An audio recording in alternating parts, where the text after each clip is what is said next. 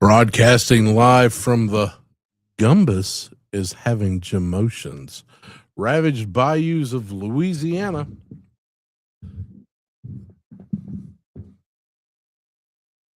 It's me, Maximilian.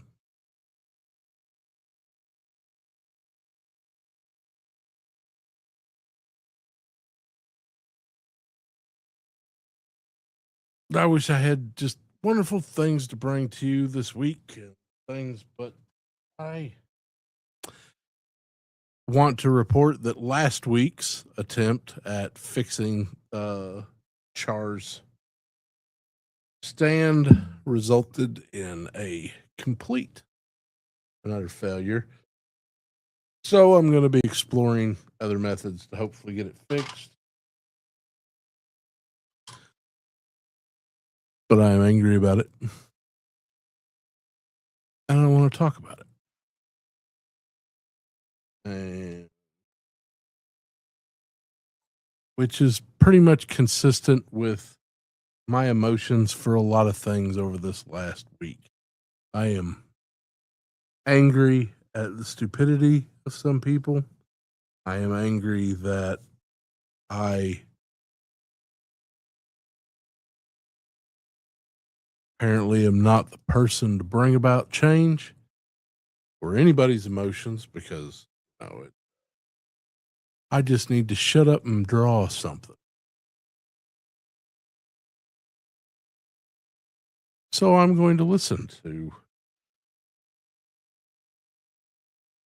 that. And tonight I am going to work on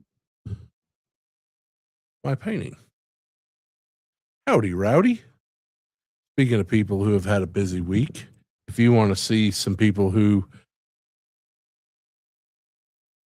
do have others who are people who are capable of changing things, check out Rowdy's channel. It's whether you like toys or just how not to be a chode. It's a great channel. You should all check it out. I honestly just I don't have I got much of nothing. I've been on the. I know everybody who listens to my channel is tired of what max health problem is he going to bitch about this week? Well, it's the same problems. They don't go away. And there's just I got a lot of other IRL stuff that just kind of bumming me out. So not Kurt Cobain level, but it just it's just bumming me out. And what can you do? But how's everybody out there doing? IRL is the worst. We get these people out there who constantly are like, the world is what you make it. Well, if that's true, I don't have, a wizard's castle with a massive occult library in my backyard. I don't even have a roof that will stop leaking. But and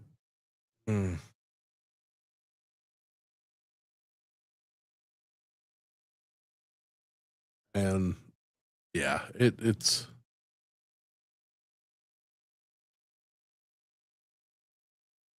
1983 was a good year for the El Camino. I'm more of a 1986 because I like the Camaro A-frame that they switched up with the it's this man. But it would fix that because I would immediately have to find somebody to buy that to get my roof fixed. So, Matthew doesn't like my 1986. Man, Listen, I will not to get all bros, but eh, I had an '86 Camaro that somebody traded into my parents' car lot, and I don't know how I ended up with it. I'm sure it was, you know, baby I and my mother into. I need that car. Maybe it was the two dents in the both sides of the doors or the T tops that occasionally leaked. But yeah, see, leaky roofs are just they're just my history, I guess. But somehow I ended up with that car. And I want to tell you, that was the most fun I ever had in a car was that '86. And it was a good year. And not a lot of people know why. Now, body style, yeah, you can make pukey faces all you want, Matt. But um, body style, I'll give you that. The Camaros, their El Camino's got that beat 100%. Is it a hot? Is it a Monte Carlo or is it an F-150? Is it or what's going on here? Let's just let an El Camino is what you get when two cousin vehicles get a little too close at family reunions. But I love an El Camino. It's I wish they'd bring it back. At if they there was a miniature, can't remember. I know Datsun made it. Nobody knows what Datsun. How fucking old are you, Max? Yeah, I'm that old. I remember Datsun. Now it would be a Nissan, but Datsun used to make these little miniature El Caminos, and they were I can't remember what they were called. Uh, and they had two little seats in the back, like little go-kart seats with handles on it. No seat belts. No, no. You got people riding in your unopened back end miniature El Camino with a little Datsun 3-cylinder. No, no, you don't need seat belts, no restraints. You need handles to grip those seats. So, God, how anybody my age is alive today. And you know what? Honestly, most of us aren't. It I would the Rampage, was that what it was? And they were diesel. At there was somebody had one uh that I can't remember who it was that had one growing up, but I know it ended up for some reason at there was this place called Tiger Motors in Guyman, Oklahoma. Had a big old, the football team was the Guyman Tigers, so it wasn't a far stretch, but he had this really nice fiberglass tiger above the sign, and he ended up with one over there for sale. And I wanted it. If I probably wasn't such a shithead kid, uh, I probably could have talked my parents into buying it for me. But it had those two seats in the back, and I'm just thinking, I'm like, the first time I hit one of those country road potholes, whoever's in that back end are just cat like a friggin' trebuchet over whatever rampart that I'm sieging. Uh,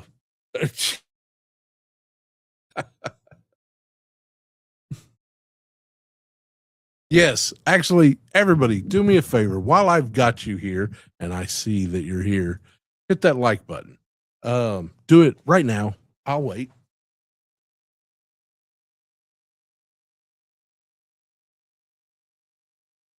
You didn't do it, but that's all right. Whatever. Um, but I would have died in that car. A lot of people and Haystack, I know you're here. He can tell you a lot of people from my class, my graduation era around a 20-mile radius of where I grew up, absolutely just did not make it to their 18th birthday. Um, it was, of course, if you made it past that, then you had to survive.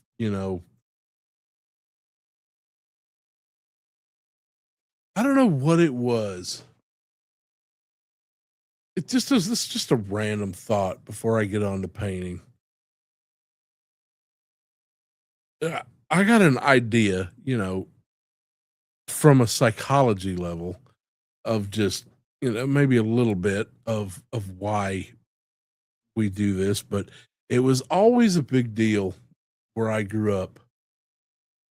And I noticed around Louisiana especially, maybe it's just, small rural town things.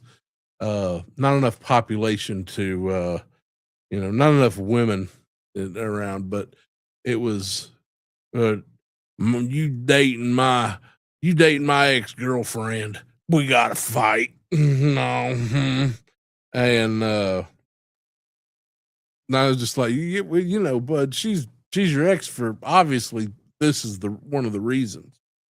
Or I can't like that person. They dated my ex. Okay. You know what it is. I know what it is. It's it's penal envy. That's what it is. You're worried that they did better than you did. Me, I didn't give a crap. Huh? I am getting a little bushy. You know what? I did zero prep today. Zero. Um, Now listen, the last leather jacket I had was a Wilson's. Drove all the way to Amarillo, Texas. Wilson's um, leather jacket, Marlon Brando wild ones, with all the zippers and the belt and all this. That thing was fantastic. Took it on the road with me when I started traveling abroad, and it made it to it survived stupid shit you would not believe. It survived a head-on motorcycle wreck. I forgot. Yeah, I was in a head-on motorcycle wreck. Thrown right through the middle of a 91 T-Bird. And but it did not survive a Guar concert.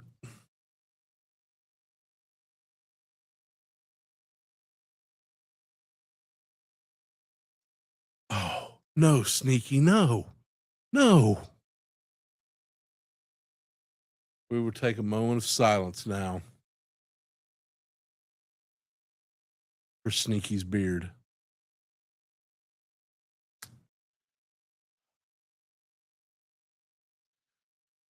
Harlem bologna salami. Be healed, brother. I listen. I need to do something. I can make it even bushier. You want bushy? We can. We can totally get the. I can go full. I can go full Turk. So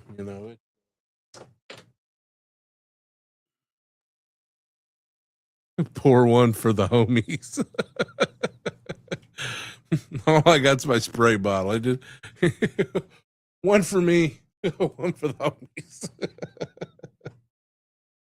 But oh,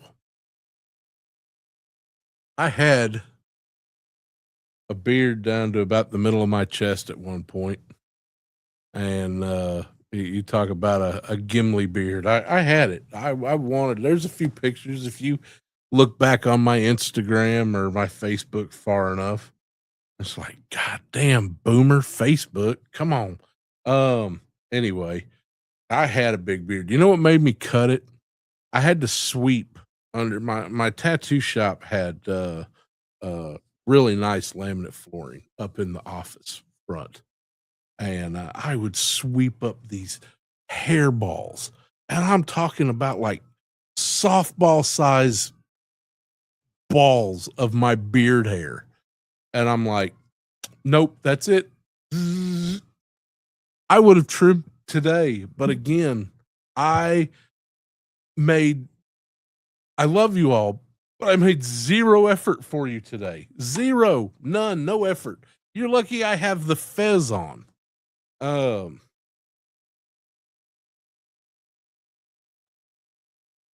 MySpace, man, I fucking rock some MySpace. That's one thing. My Listen, let me tell you something. I have had the same email since 1997. And I'm pretty sure I got that email so I could get an MIRC account. So, yeah, that was in Newfoundland. I got my first computer experience in Newfoundland in, now maybe it was 90, either late 96 or early 97. Because I'm pretty sure the end of 97, they deported me from Canada. So they'd had enough of that shit. Oh, listen. Don't make Rowdy. Rowdy will come after you. She knows where you're at. But MySpace was lame as I'm pretty sure that you used to have it where you clicked on it and it auto played whatever little soundtrack of your life was on there. And I'm pretty sure mine was, wah! And the minute you clicked on it, and that pretty much meant that nobody ever clicked on my stuff. Hey, Larry, man, it's good to have you, man. Welcome. I've been checking out your page, and you're if you are tired of, I'm hold on, I want to focus on this guy. Everybody, look at Larry, both these people right here. If you're tired of some of the normal bullshit that's been going around the toy community on YouTube, and you're just looking for just some fun, check out Larry's Geeky World. It's fun, you know. You'll get. Listen, I don't want to say nothing, but man, Larry's got that dopamine, and he just hands it out like payday at the strip club. So, you know, go give him a follow. After we're done here, after you like and subscribe my shit,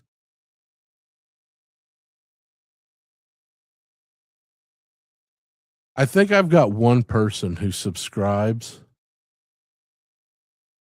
and then unsubscribes a couple days later just so they can redo it. And I'm cool. Hey, listen, man, if that's your bag, love you for it. But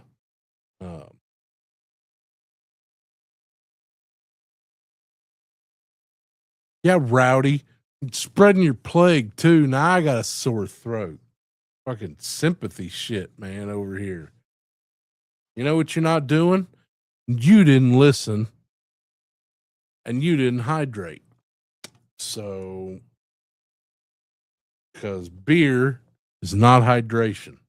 I don't care what Matt and Haystack say. That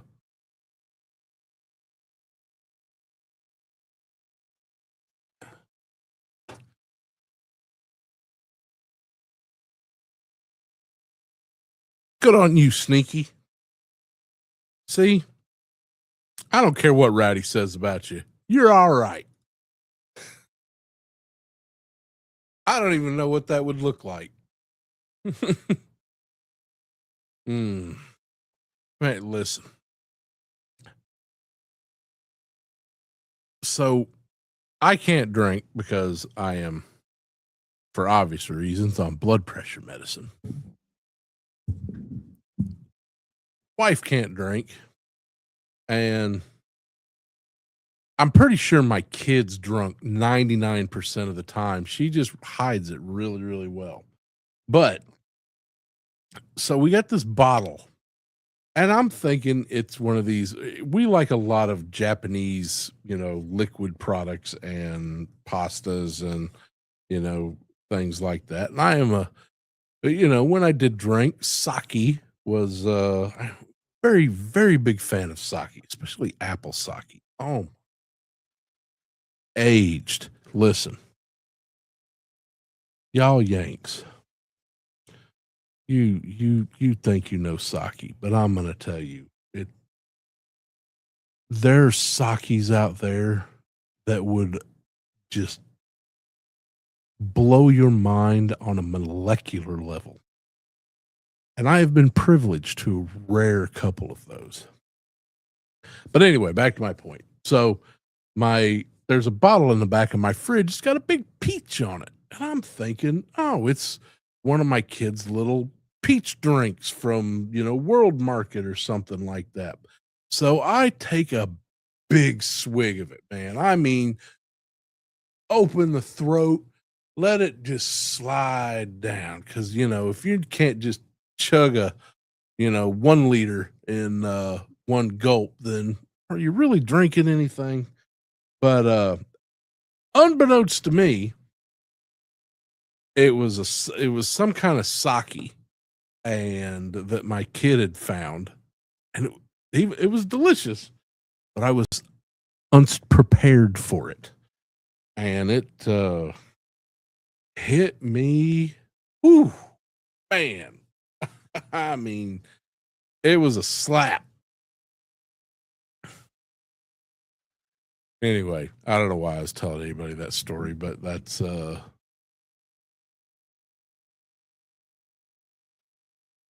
but I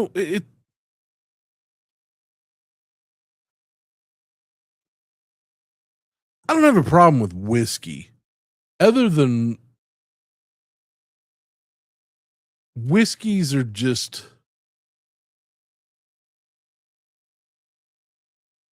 I don't know how fancy you need to get with a whiskey.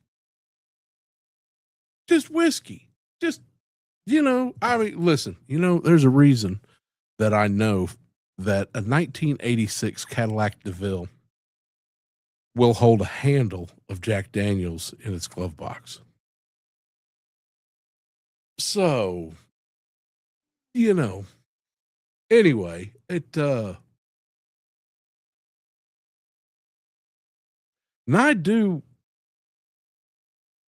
got a brand new bottle of Kettle One vodka up there that I would love to get into. I like a good vodka. Um, you start with the joke, you have the shot, then you get down to business. Them are the rules. But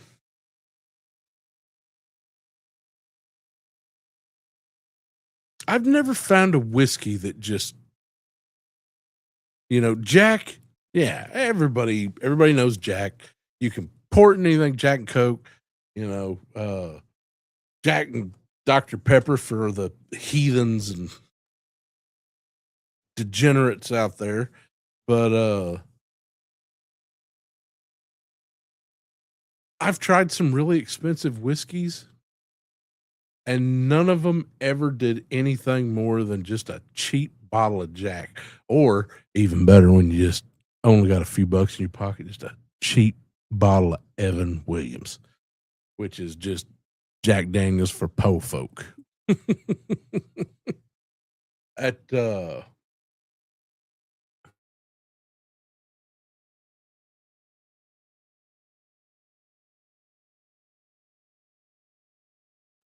sniffer of 100-year-old Napoleon brandy one time, and that is probably the most incredible thing I've ever had.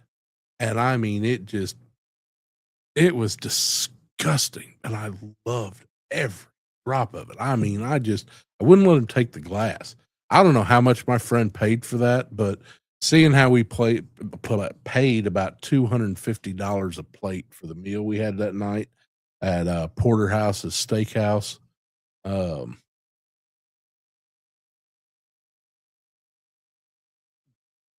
Peanut butter flavored whiskey. I'm pretty sure your friend probably made whiskey in toilets at some point.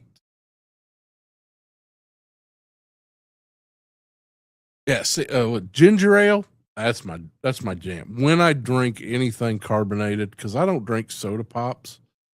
Um, Now I will say I do not like cheap beer, with the exception of PBR. Pabst Blue Ribbon. Now I know it's whatever, attach whatever hipster shit you want to it, but a PBR on a hot day coming out of a freezing cold cooler, there is nothing better. But if you want a really good beer, Vorsteiner. Go to World Market. You used to be able to get it in one of these little pony kegs. Oh, that is just.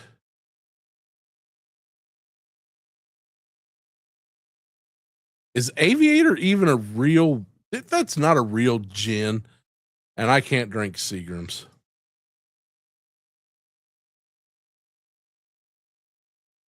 What's that English gin? It's got Queen Victoria on it.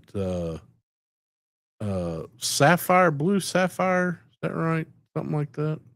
I don't know. I've never. Slow gin's not bad.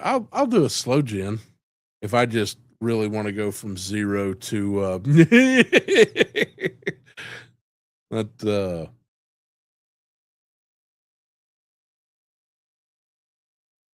alcohol has never made me like Haystack can tell you, man, some of these fools that we grew up with, you'd give them half of a near beer and they'd be like, I'm gonna fight you, man. They get that liquid bravery and oh, just I never understood it. I think it was just attention whoring, but that's never been me. I get drunk. I turn into a little Buddha. I want to go sit in a corner in a comfy chair and try not to. I don't know. Alcohol's never. I, there was one thing that we used to make there out where I grew up.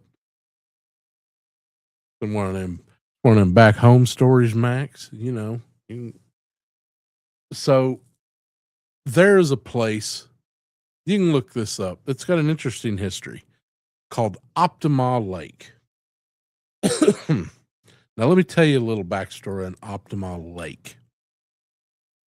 Optima Lake was supposed to be. God, it would have covered like 400 miles, I think, all the way around the perimeter of this lake. I don't know. It was supposed to be a large lake out in the middle of desert wasteland. I'm talking prairie desert.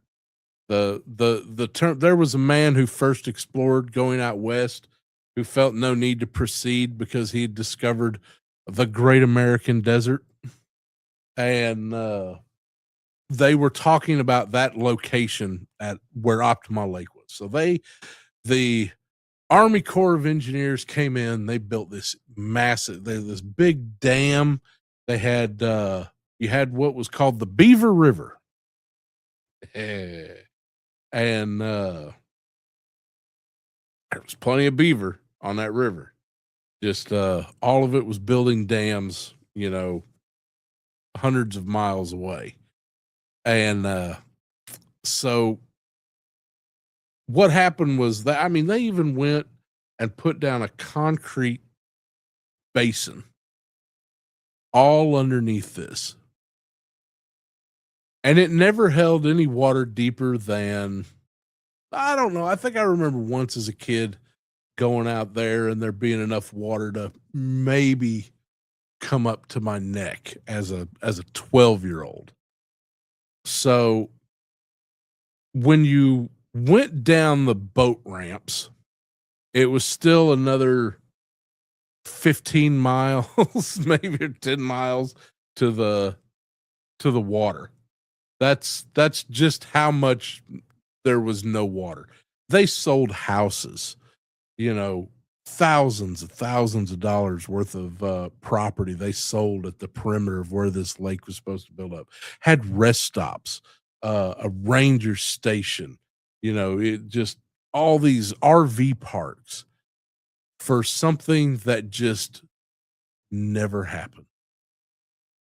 But what did happen was we, as teenagers, needed to get away from the observant eye of Big Brother, uh, would all go down to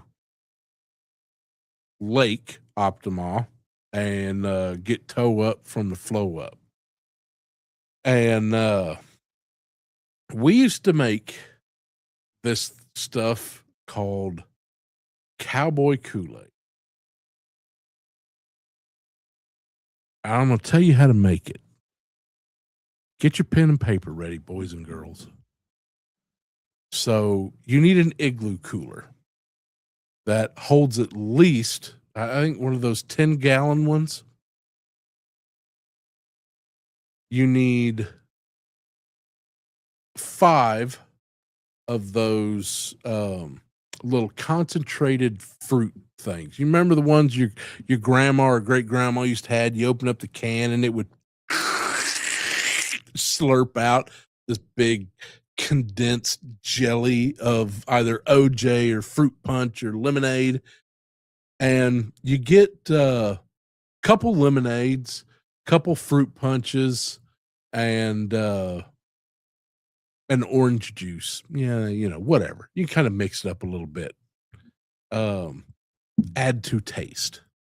But you need 5 of those for a 10-gallon igloo. Then you need to hop on over to, well, if you're out in the Rowdy's area, you got to hop on over to the funny stores, the government stores that sell liquor, and you want 2 2-liter bottles of Everclear. Pour it all in. Pour it all in. You also need to go over and pick up a few fruits and vegetables.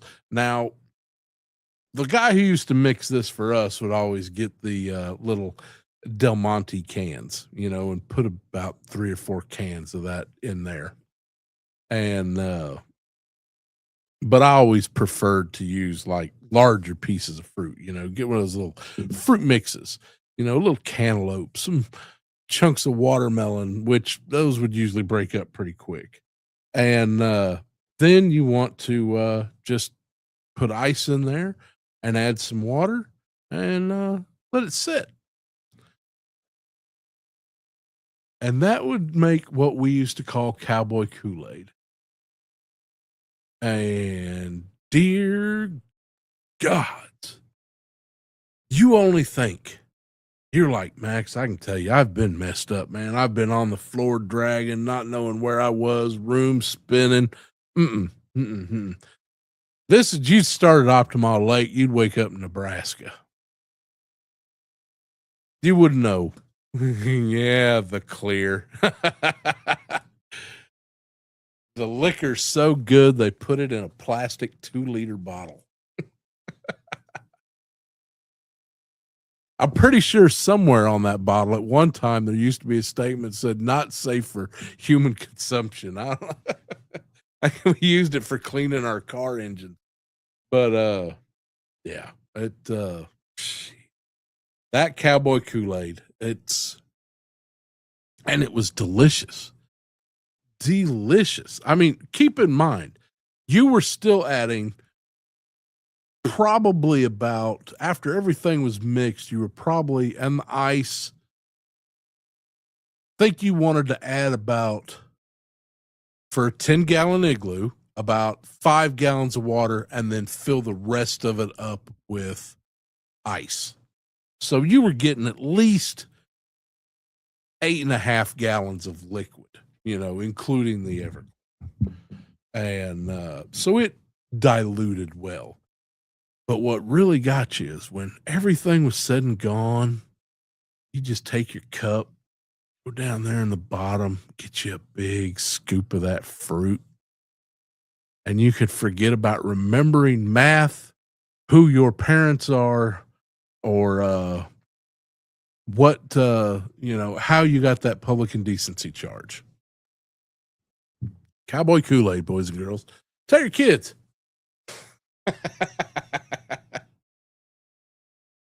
Whew, I was warned too. I was warned.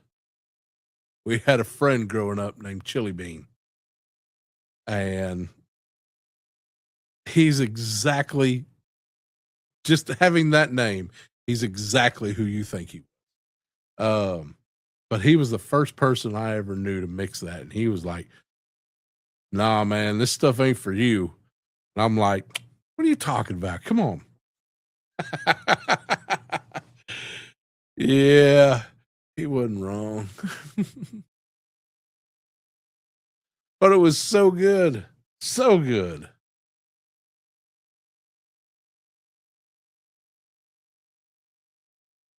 Oh,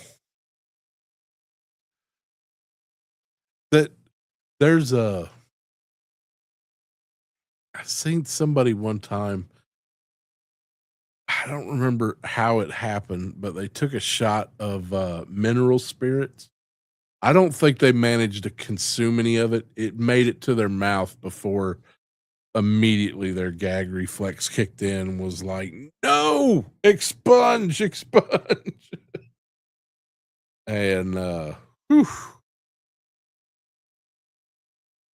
how have we talked? We went from talking about, see, this is what talking about El Caminos will get you. You immediately, I don't believe we missed a beat. We went straight from El Caminos to talking about booze.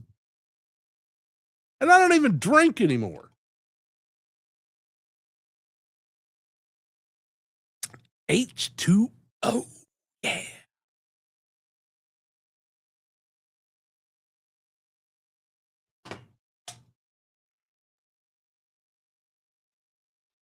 I'm beginning to think y'all might be a bad influence on me. Come on, turn on. There we go. That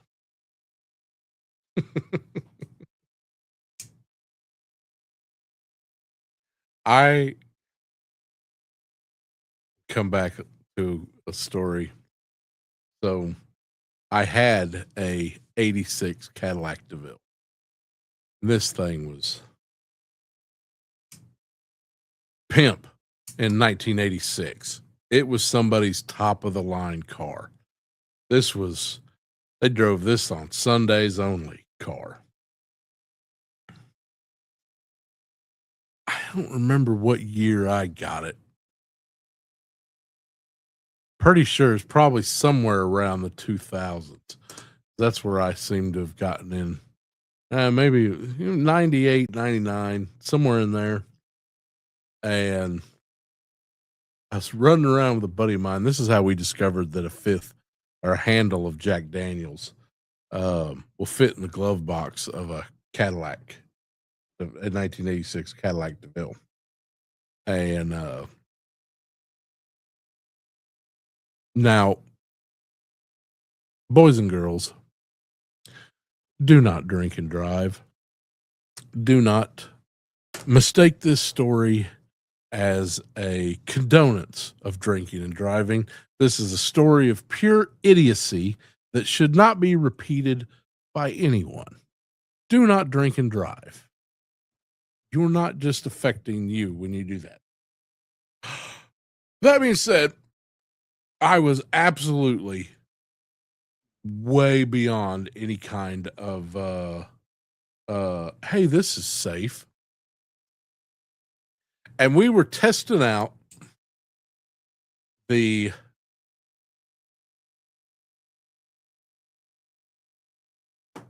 limits of a 1986 Cadillac. Do you know they will do almost a complete 90-degree turn at about 50 to 60 miles an hour? No problem. I mean, just whoop.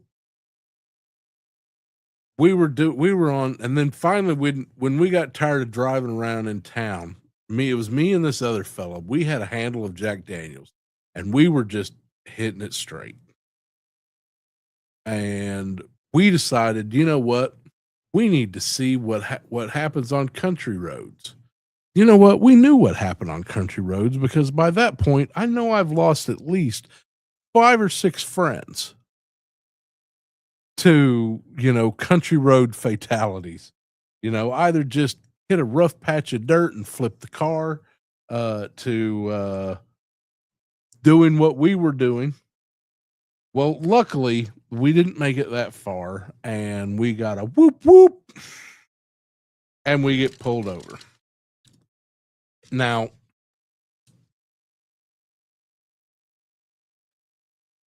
younger Max was not the most popular with the local popo.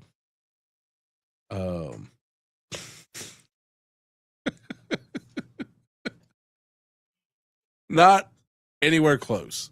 Most of them were looking for an excuse, and I handed this one in an envelope with a beautiful, had a nice bouquet to it, wax seal.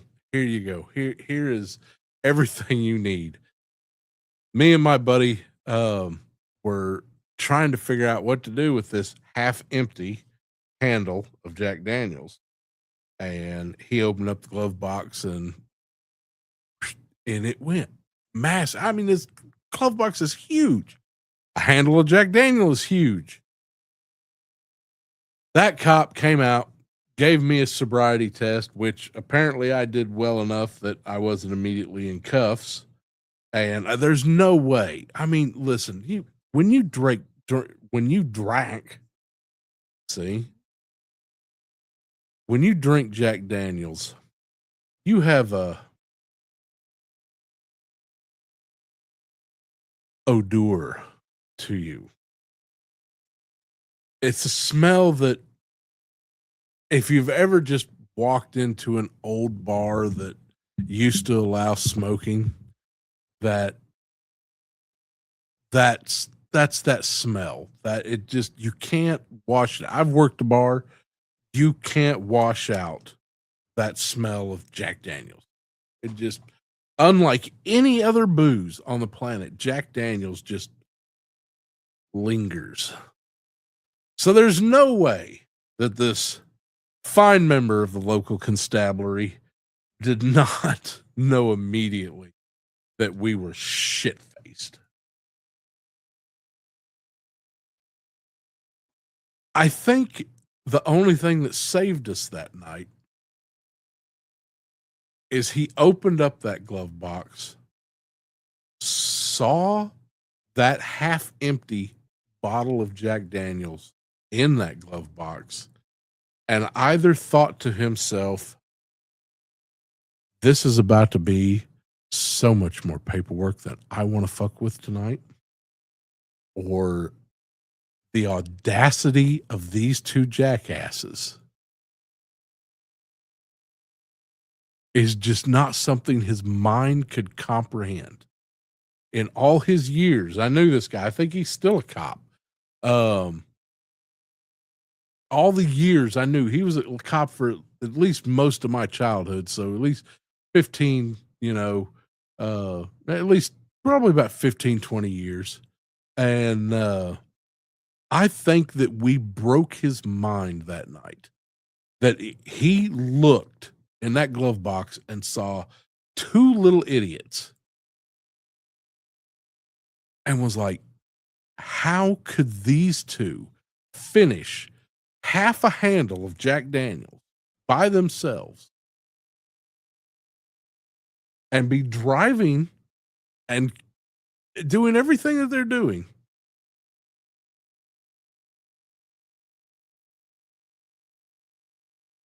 And he couldn't comprehend. I believe sincerely that he could not comprehend it. Looking back as an adult now, I'm like, that dude didn't want to do paperwork. But he came back around that car so fast and pulled me to the side and was like, "You get home right now. Don't stop anywhere else. Do not speed. Go home." And then he went back to his car and left so damn fast. It was insane. I really think that we broke his mind. That he was just like, this is, mm-mm.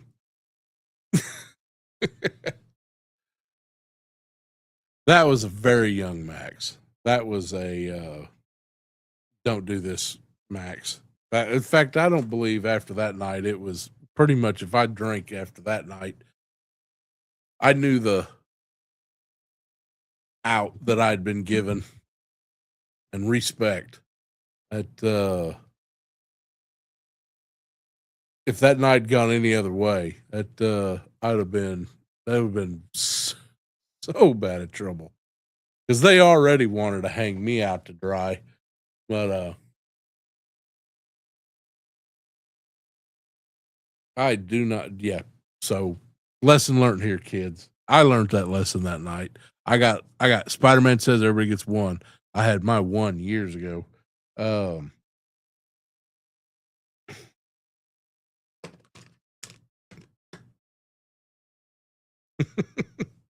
keep imagining one day I'll be out visiting my parents and I'll run into him and he'll just be like, "You remember that one time?" And I'll be like, "Yeah." And he'll be like, "Yeah, I ain't never seen nothing like that, man. You scared me." Don't drink and drive, kids. Anybody. No, not the kids, adults, anybody. It's the stupidest shit. I did my share of stupid. I'm too old for that now. I was too old for it then. But it's still a good story. Oh. All right.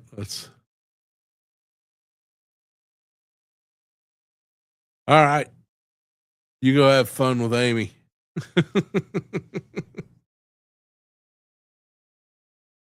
What else we got here?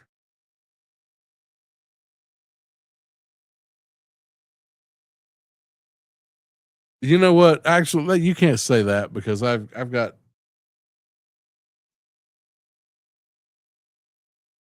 a lot less boxes now because so. Oh, yeah. Yeah, but out there, man, I bet they still don't have Uber Lyft out where I grew up. You're lucky if they got a horse and carriage.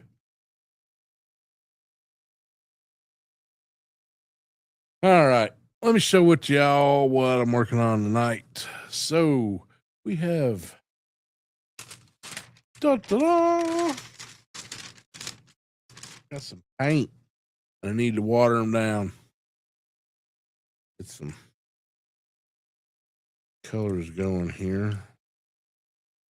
You know, the thing about watercolors, they work really good with water.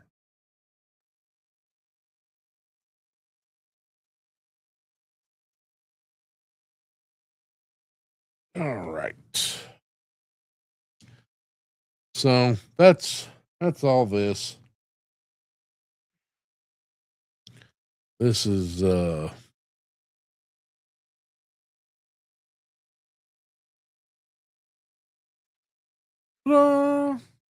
I've gotten a couple things done. Pretty much at this point, I'm just blocking in colors. And that's pretty much all I'm going to be doing.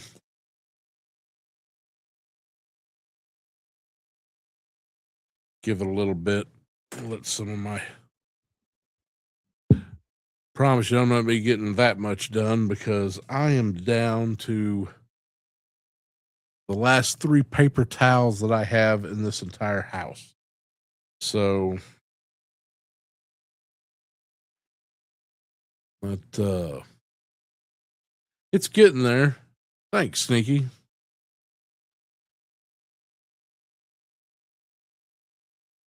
It is based off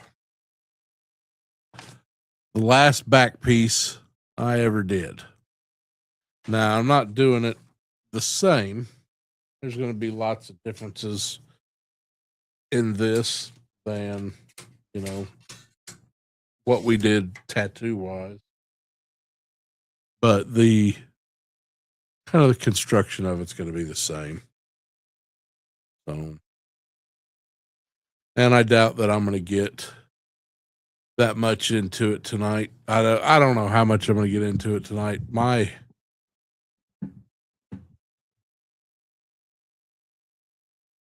spine is good days and bad days.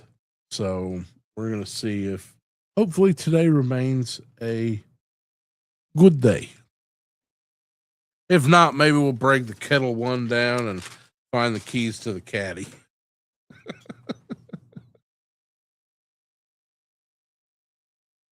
But,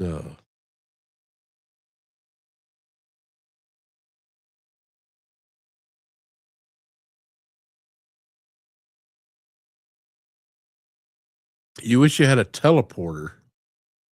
Why do you want a teleporter? If you want a teleporter because you think I still tattoo, then what you need is a time machine because Max can't tattoo anymore.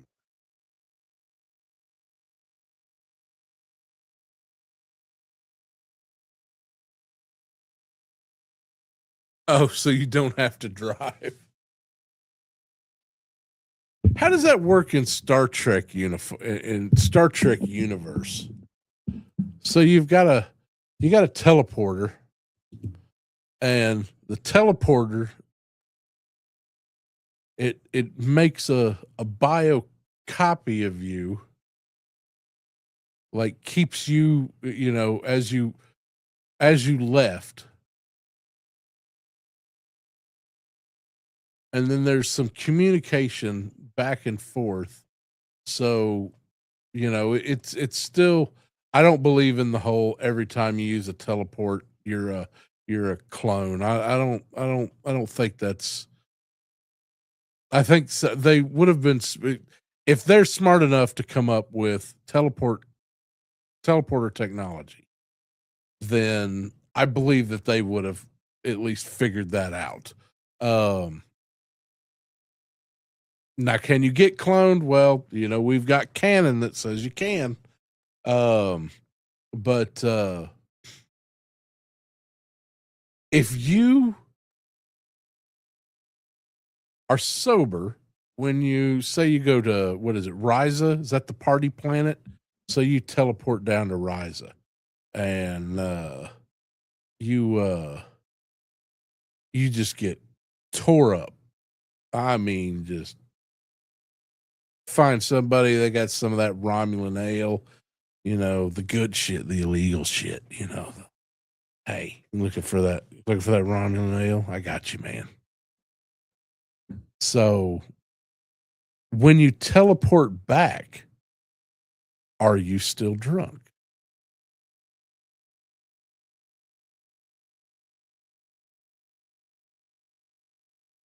Or would it sober you?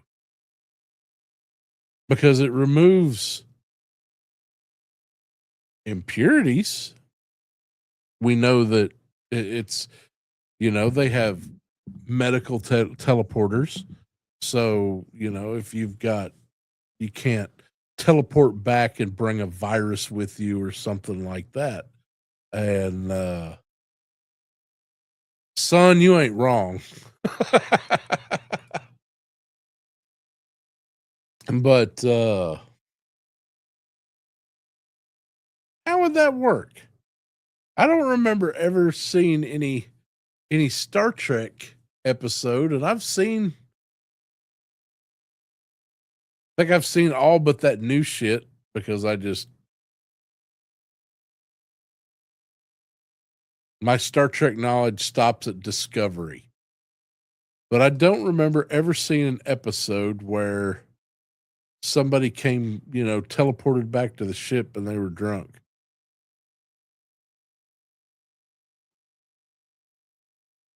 Hmm. We all think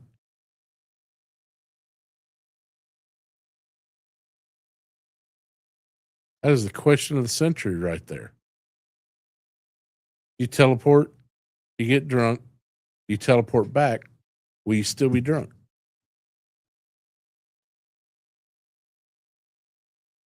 Hell, I've done a couple writing, fan writings of episodes. Uh,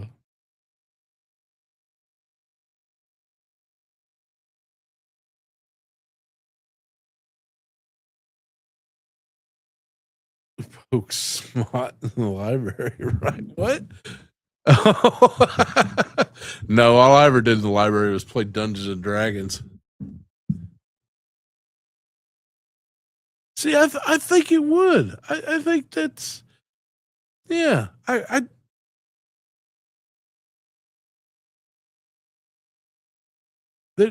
wonder if that would be a it's I know we're just talking start getting into some Trekkie shit, but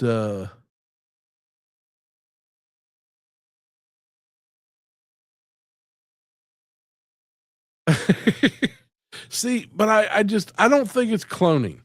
I've never thought that that was something. You see, the only reason, like, you got the other Riker, the Riker twin through teleporting through the teleporter accident, but there was a flaw in the teleporter, which means that they already knew of this being a problem and they had technology integrated into the system to keep that from happening. And it's only when that failed that that happens.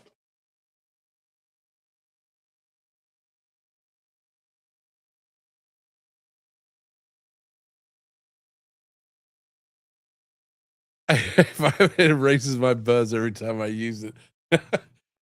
Yeah, but wouldn't that be great though? You just yeah, you just get drunk again. You go, you get drunk, and say you're I think it takes functional alcoholism to a whole new level, because you get off work and your wife knows that you got a problem. You hadn't been hitting your meetings, working that program, and all you got to do is just beam me up, or beam me a block over, Scotty, and you go home all sober. You got your fix for the day.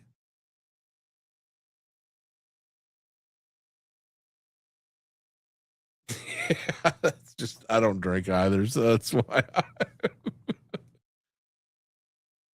Yeah, teleport straight into the bed. Yeah, do not. You don't even have passcode. Just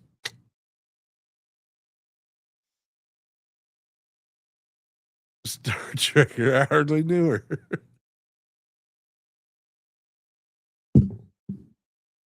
Wait, so he say Poe? Where's Poe? I didn't see Poe. Hey, what's going on, Poe? Nice to see you, man.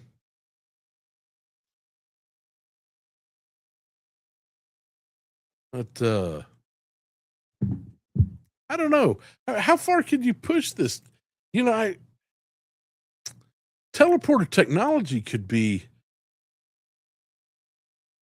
really abused for you could do it. Why wouldn't you? I mean, it's got to have something to do with the utopian society in which we live, but there are criminals, and do you have, just like banks have anti teleporter fields around it? Can't just slide in a home and beacon $5 bill and get into the and just teleport the whole vault.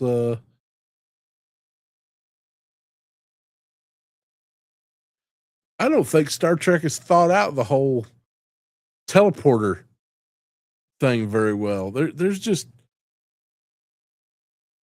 you. I think you would spend more time trying to stop a teleporter from working than you would keeping it working.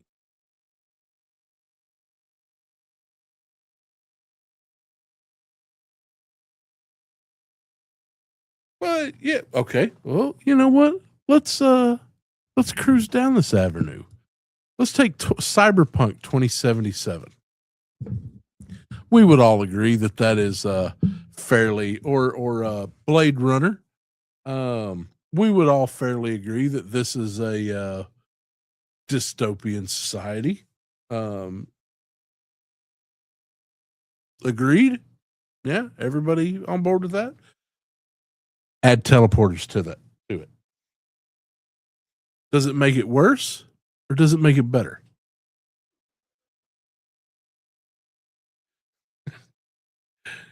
Little assistant is over there laughing.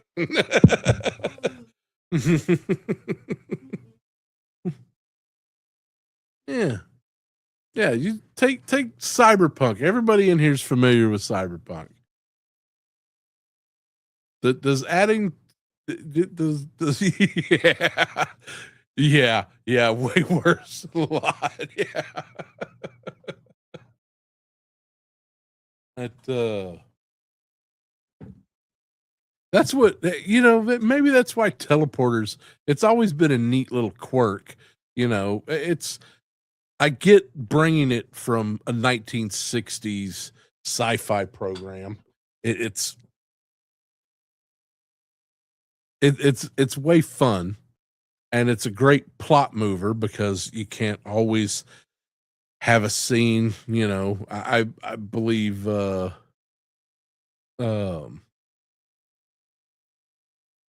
teleporters came about because they didn't have the budget to do a hangar bay or something like that. There was something that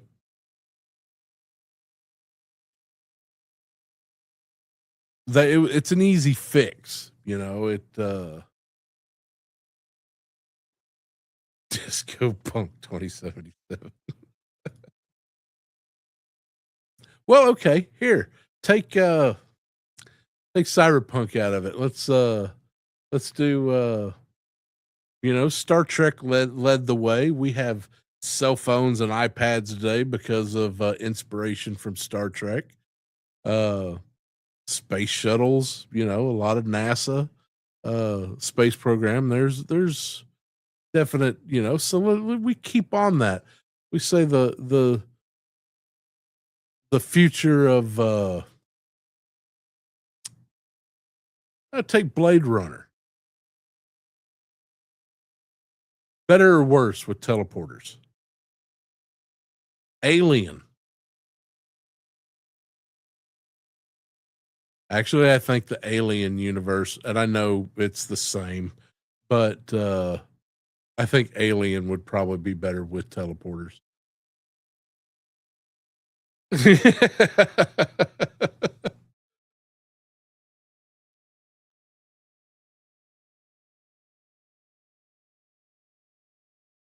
All around me are familiar faces, places, disco spaces. Don't sue me, REM. Um,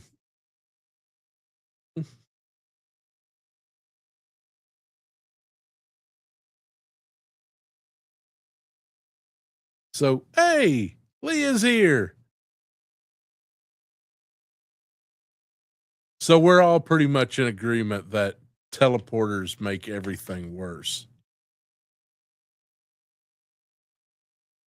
Okay, take the world as it is, the planet Earth, terra firma, as it is today. Add teleporters to it.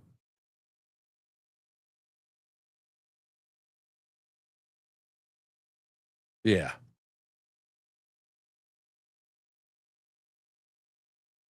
What gets me is, and I realize that we're talking about fictional universes, and Star Trek is definitely one that that you have the adventure by the end of the show or the end of the twofer, the problem is solved and you move on to the next story. But it always kind of in the back of my head, why wasn't Star Trek a more complicated world? Because um, teleporting existed. And then Abrams, the flare man, the light flare man himself, he made it even worse because now instead of just short range teleportation, you can teleport to, across halfway across the galaxy. Howdy, sir.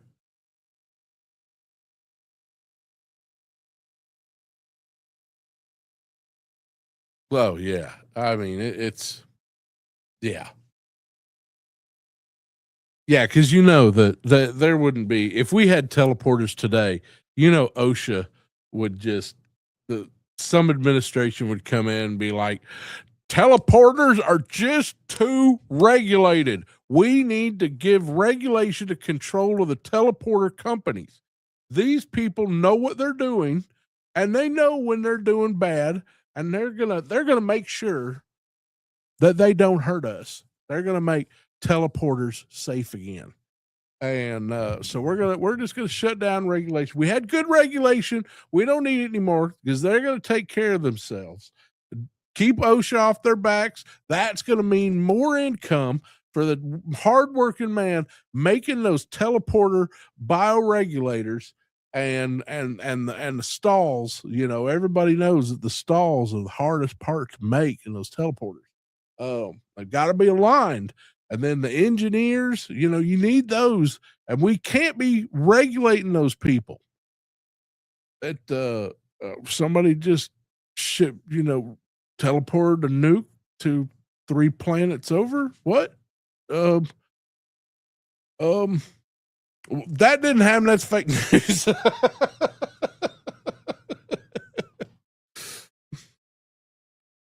Remember, your vote this Thursday stops regulation, needless regulation of teleporter companies.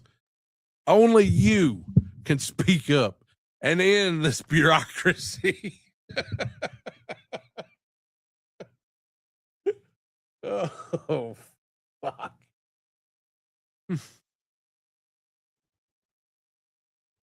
I come from a generation before teleporters, and it was safe when we.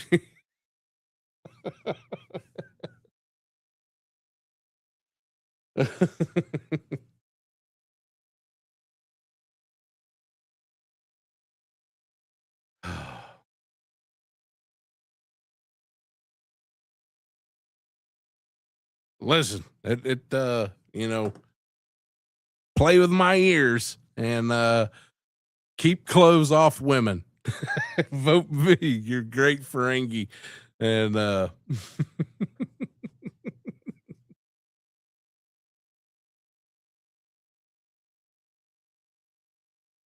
hey, listen, normally I am super big on, the movie versus book thing, but um that movie will always hold up. And the people who don't get it, man, they'll never get it.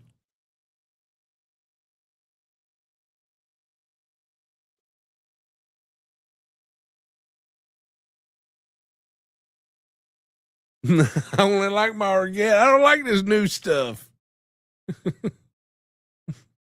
First, they came for your food generative devices. Now they're coming for your teleporter devices. Say no.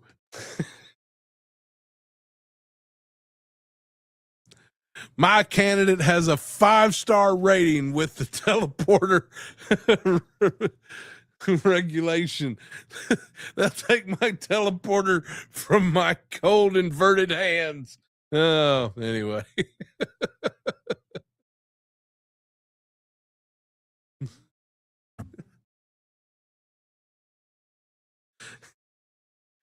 Have you or a loved one been combined in a teleporter accident? You may be entitled to financial retribution.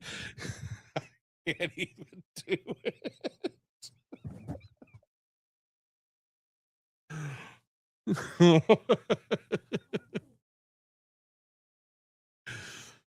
Oh,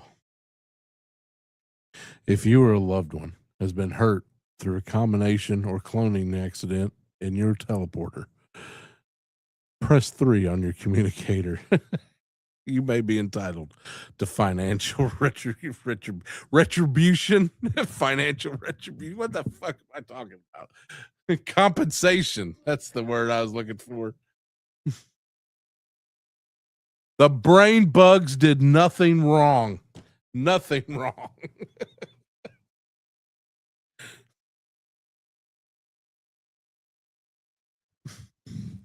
I'm doing my part. Would you like to know more? Man, that brain bug did look sad.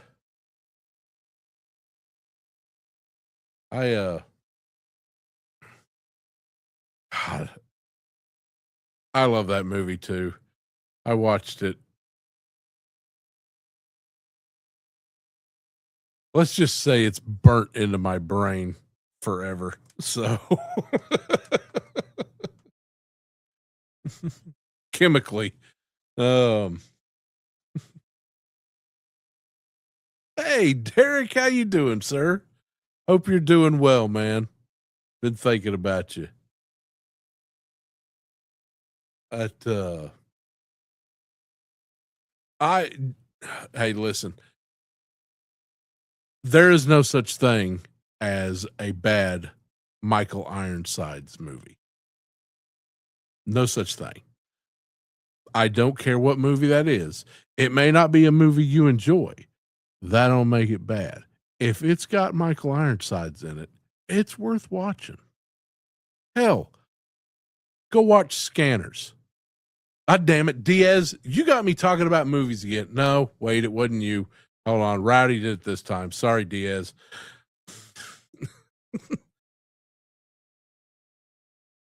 You know what, Kaiju Kitty? You can't say that was a bad Michael Ironsides movie because that movie doesn't fucking exist. It never happened. So you just shush.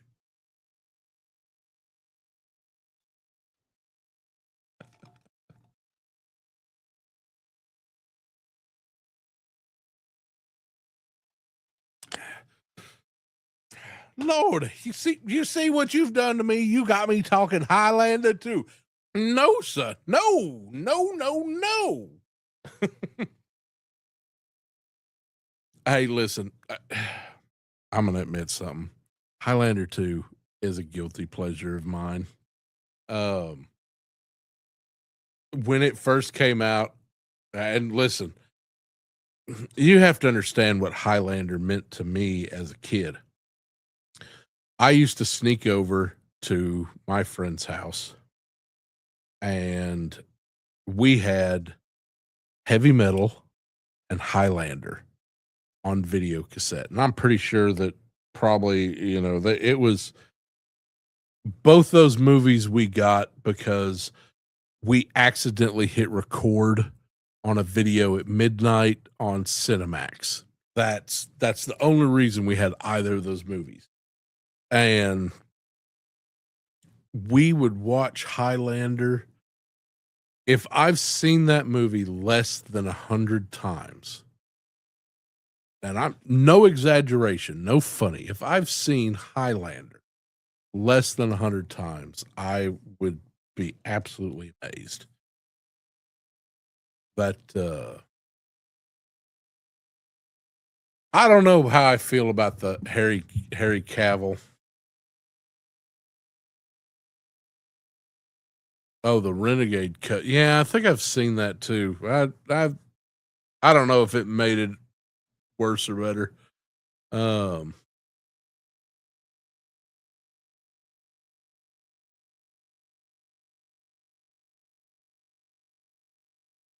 Man, I hate that. I hope you get back on your feet, bud. Sorry. Yeah, okay. My friend Derek, everybody, he's in a wheelchair. I just told him to get back on his feet. So fuck you, Max. And that's cool. But I love you, Derek. And I hope you get going again. And I know you've been kind of up and down.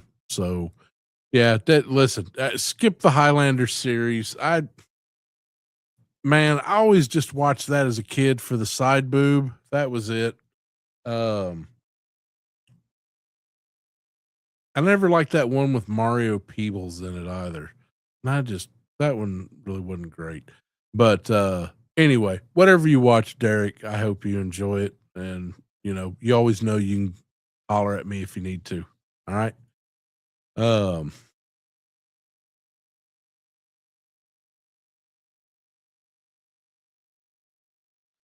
question your taste. But you know why? I think I have a reason for that. And I'm not picking on you. If you like Duncan, that's fine. Um, they it was weird how they tried to make that work. It was just like, because they had Connor McLeod in on the very first the pilot episode. I remember when that series first came out. Yeah, I know that you're that fucking old, Max. Fuck you. But making out that he was his cousin and everything like that. I never got to see the finale. And if the finale ended any way that wasn't him losing his head to keep the continuity of the main story, then I'm out. But it was that action series, kind of the late night, a little more adult. Every episode had a new gal. Every episode, how that they kept the original Highlander formula for every story, and I think they could have. I don't know. I think maybe most of my problems with the Highlander series was just for the longest time, like the first 2 or 3 seasons, they didn't have a couple different arcs going at the same time. So um you go to hell. You go to hell and you die.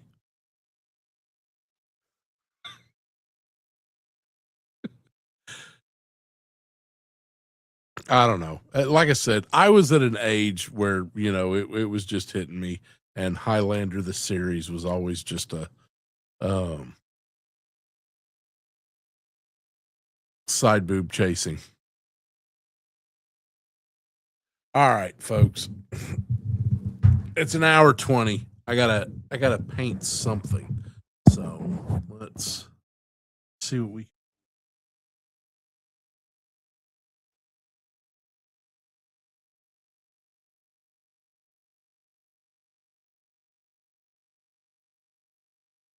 whatever happened to the guy who played Duncan McLeod. I mean, is he still alive? I know that I've like heard anything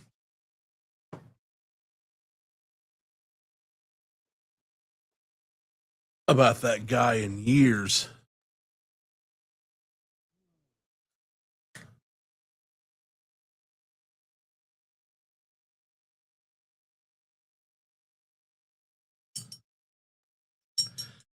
Problem. Oh, turned so well. Yeah, Adrian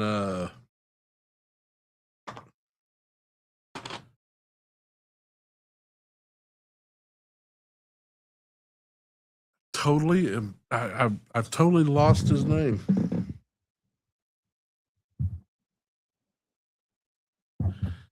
Diaz.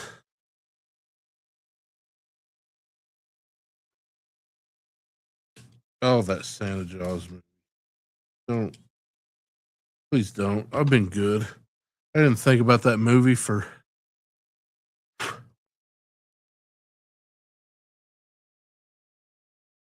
okay.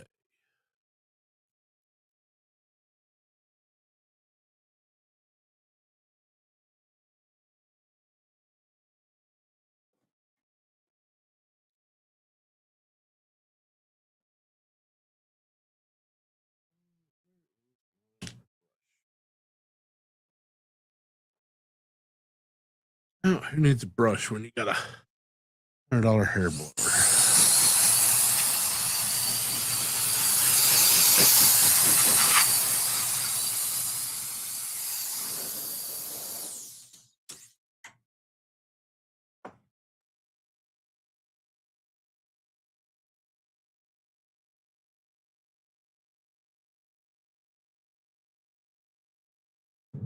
Kaiju Daddy, did he sell it to you out of his trunk?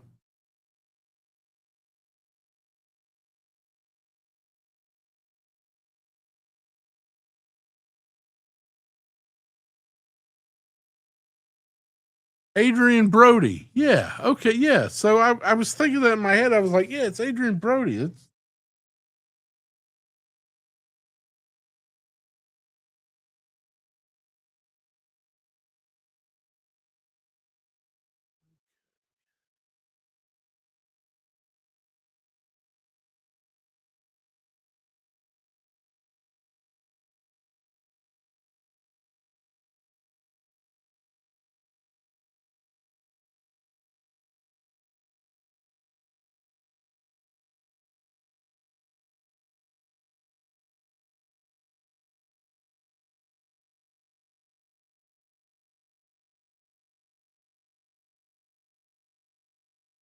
didn't hurt anything. Just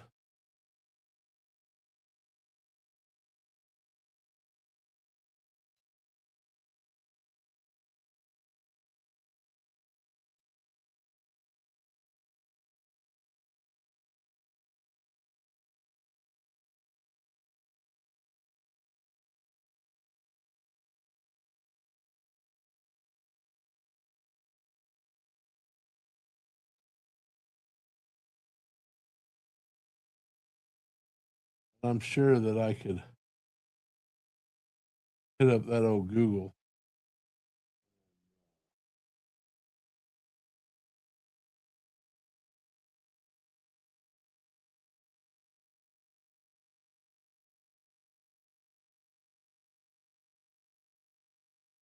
Get all the answers I need. I hope he's not like dead or something. That would really make me sad. Over here talking shit about the man. Not really talking shit, but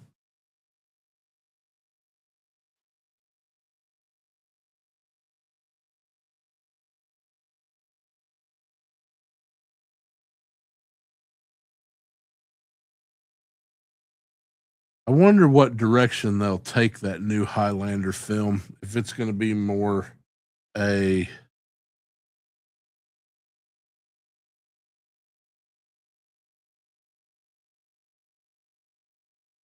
Highlander the series kind of film, or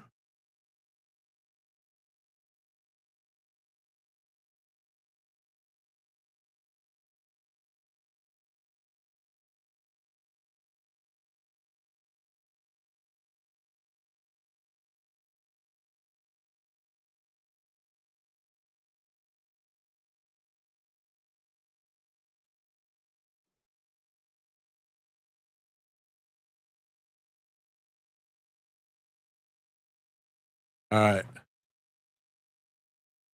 Everybody act natural. The wife is here; she's watching.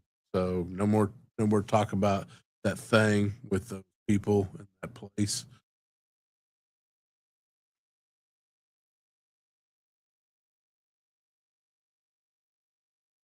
I don't know if he's playing Connor. If they're, I don't know if they're going to go with the reboot is going to be more based on the film or based off of the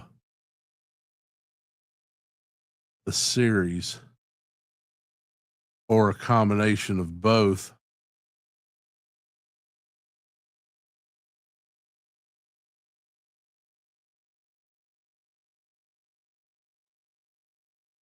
Is Netflix if Netflix is doing it, then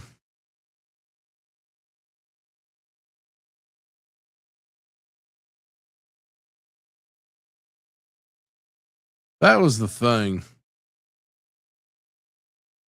Like you take Highlander 2, the unmentionable. The reason you didn't need that movie is because Highlander was pretty much just a one shot. You didn't need to make that movie because you had the beginning of the story and you had its conclusion. What you could have done was kind of like they did with the series, which I guess Highlander the series was. Could it be counted as a kind of a prequel? Russell Crowe is playing Sean. Why isn't Sean Connery going to come back? Oh, Sean Connery dead. He can't come back. That's yeah.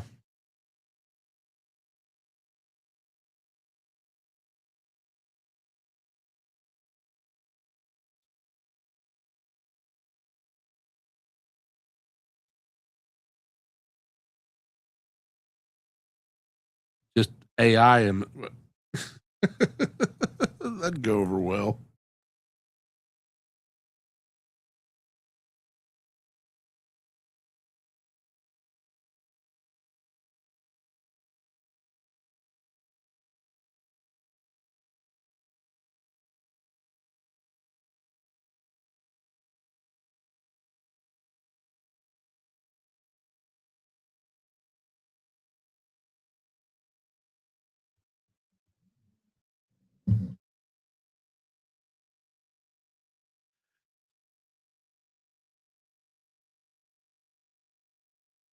Oh yeah, League of Extraordinary Gentlemen.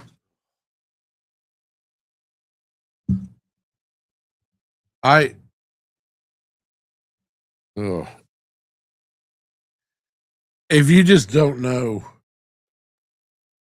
that you shouldn't like that movie, then it's not a bad movie. But if you know that you shouldn't like League of Extraordinary Gentlemen, then it is the worst.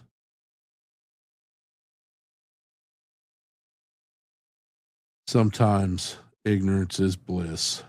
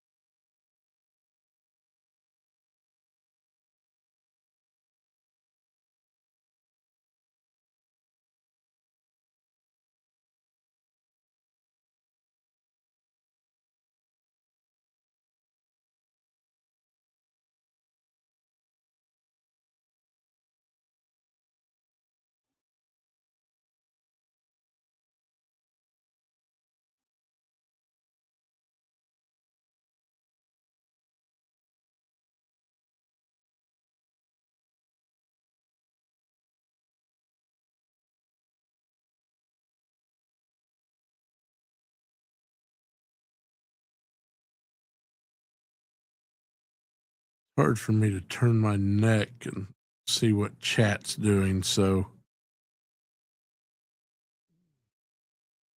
I will check back in on you fine folk here in just a minute. Don't think that I've forgotten you.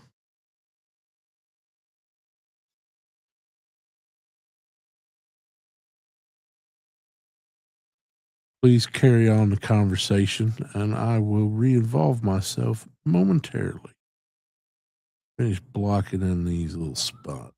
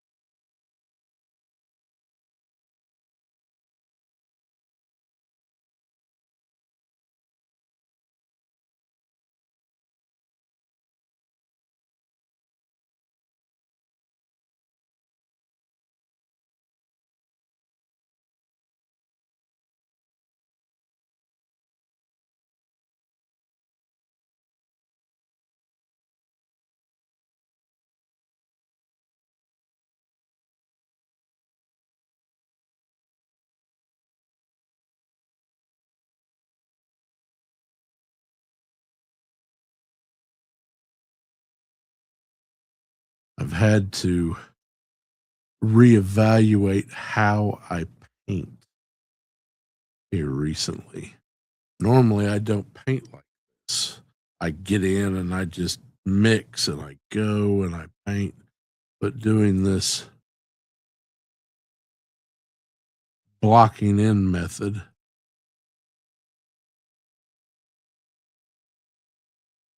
I I can stop if I get overwhelmed. My neck starts bothering me, or I have a seizure or something like that. I can stop, and it means slower work, but it means I can work. So there. All right, what are we doing?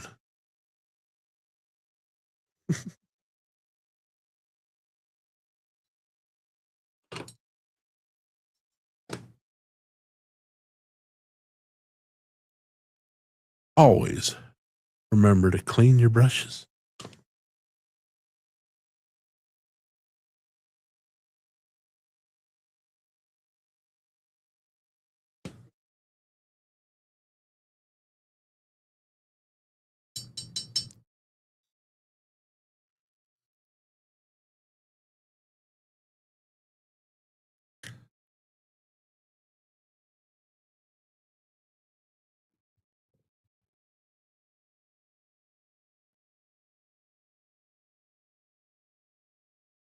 It's going to be interesting to see if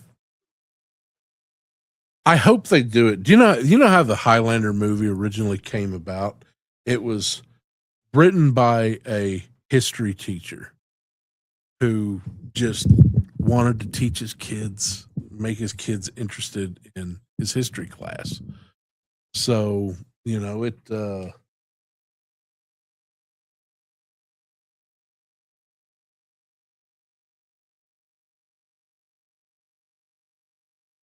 let's see.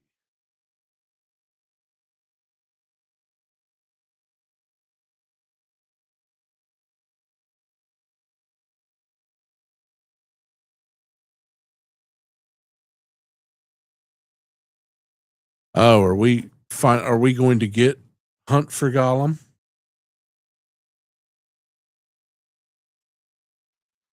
I keep hearing talk about it, but man, I mean, Ian McKellen is ageless. That man can.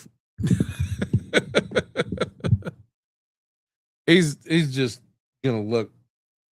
I'm pretty sure he's like just in his 40s or 50s. So, um,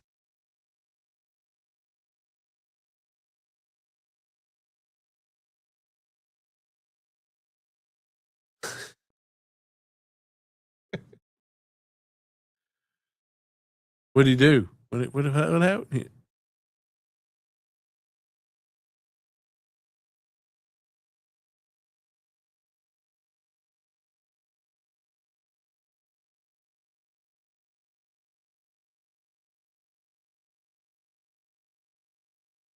My favorite brush.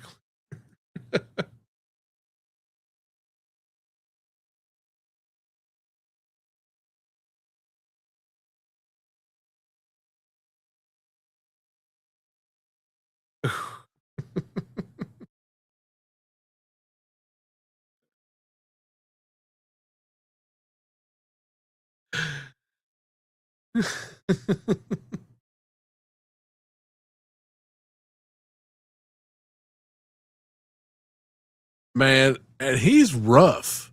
I mean, he had some health issues there for a while, so I don't know what he's going to be. But you know what? Just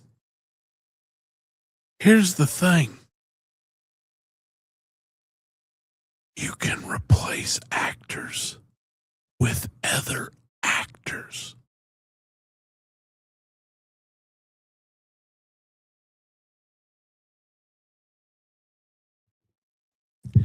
If your story is good, the rest of the shit doesn't matter.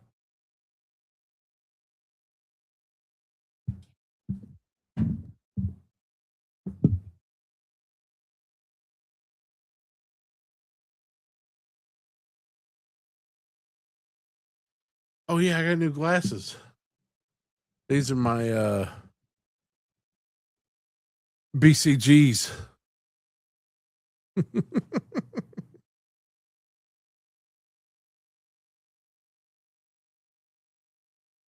Yeah. If you don't know what BCGs are, then you just don't need to know.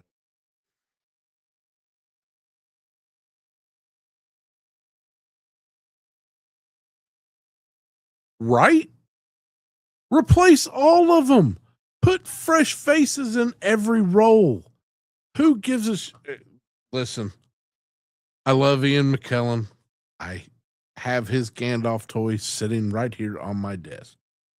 But, you know, my Gandalf was drawn by Rankin and Bass and voiced by I think it was um, John Ford. So that's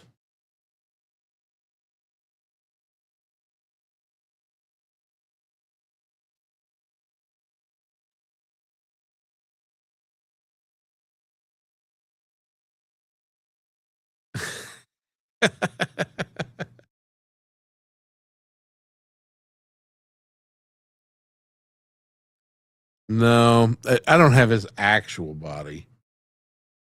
But my wife would say something because she loves Ian McKellen. I love Ian McKellen. My problem is not with Ian McKellen. Um, my problem is I just, there are more than three fucking actors in all of Hollywood, and I'm ready to see some of them, except for Kristen Dunst. Put her in everything, everything.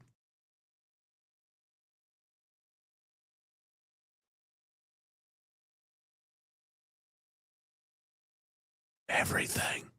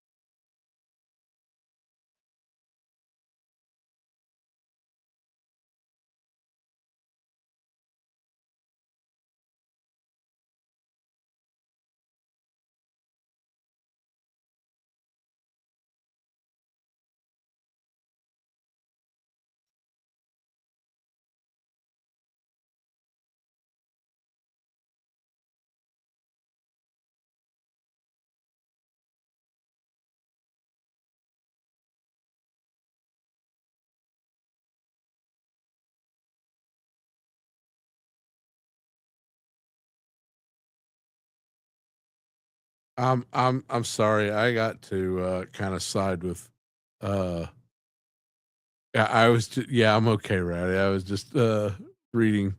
I'm not all adhesive bandages are band-aids.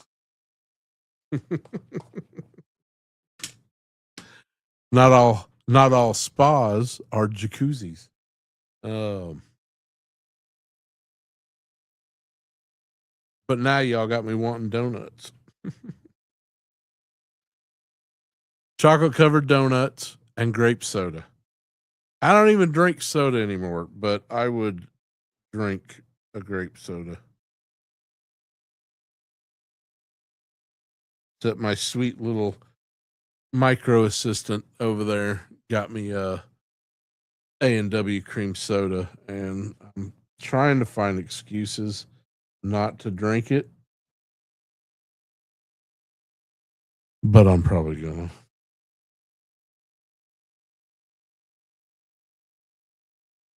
She's just trying to, you know, ease my journey over the Rainbow Bridge a little quicker with all these carbonated sugar waters.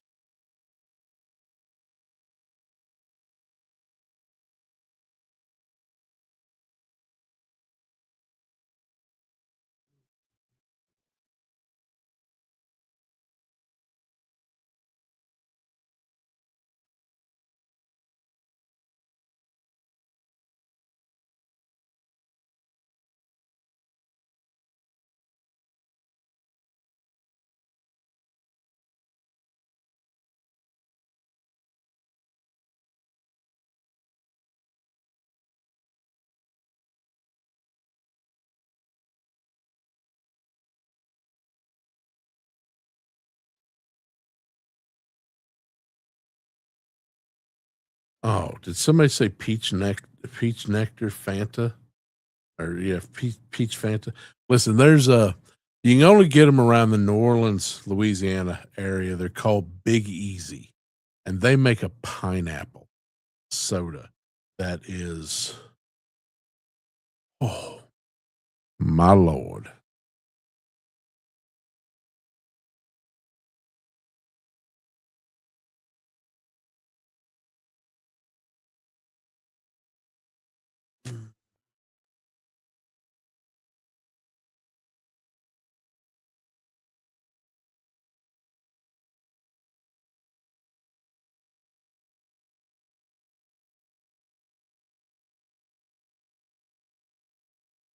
I need a bigger brush.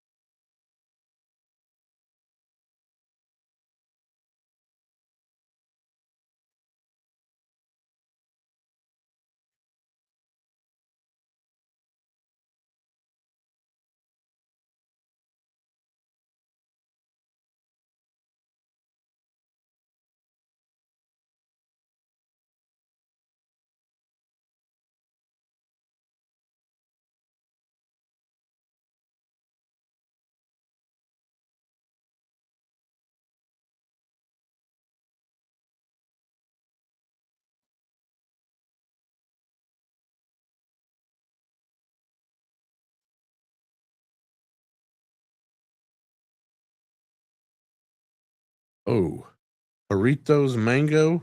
Yes,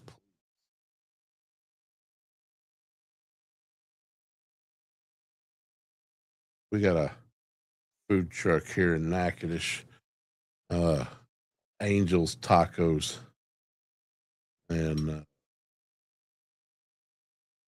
yes, she is. And they make it's the rice drink. It is normally it's right at the tip of my tongue because I always want one. Horchata. Yes, thank you. And she makes homemade horchata. And it's basically just like yeah, Robert Diaz knows I could drink horchata all day. She does it with just the right amount of cinnamon in there. It is just it's not too much, not too overpowering. She makes that rice milk from scratch and not too much ice in there. A lot of times you get some of these guys, they'll put way too much ice in there because you know they're trying to have more ice than drink. Not this lady. No, you tell her go easy on that ice, and she'll get you a big 44 ounce of it. And oh, if you have never had horchata, you I am so sorry because that is the best. If you like it, some people hate it, and it's the worst.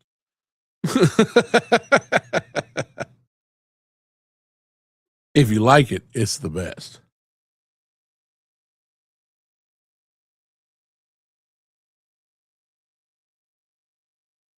Oh yeah, and listen, it rowdy. It yeah, stay away from those horchatas because those things go straight to your ass. Two 44 ounces, you got a big fat ass. That's what happened to me. I used to weigh 90 pounds. Three horchatas later, whew, now I'm a chonky boy.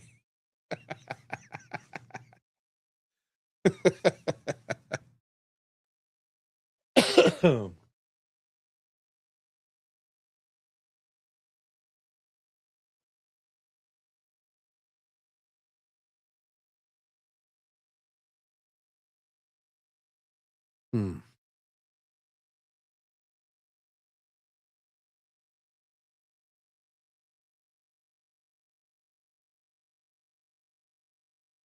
You know what? I'm with you, Kaiju Kitty. Every horchata should say right on the side of the cup, no ice. Every one of them.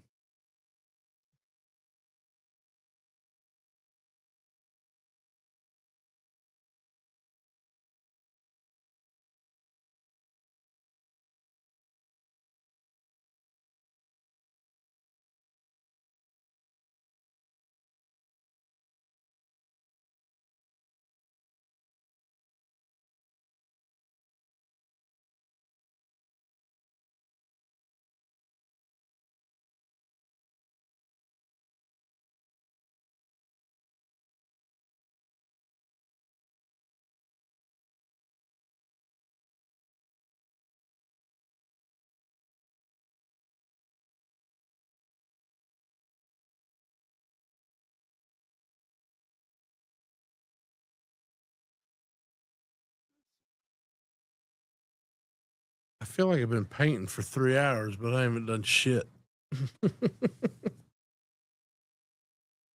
All right, but my neck is turned around enough, so I am.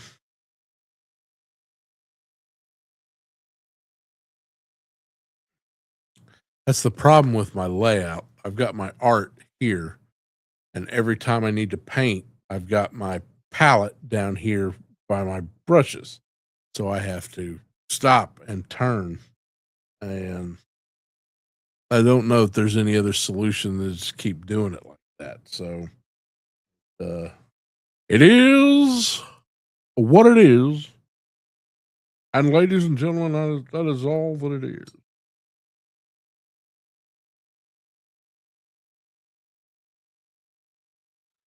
But that's also a good thing about kind of the block painting that I'm doing with this. It when I get ready to do a lot more intricate details and some of the gouache and stuff like that, I'll be able to do them fairly easily.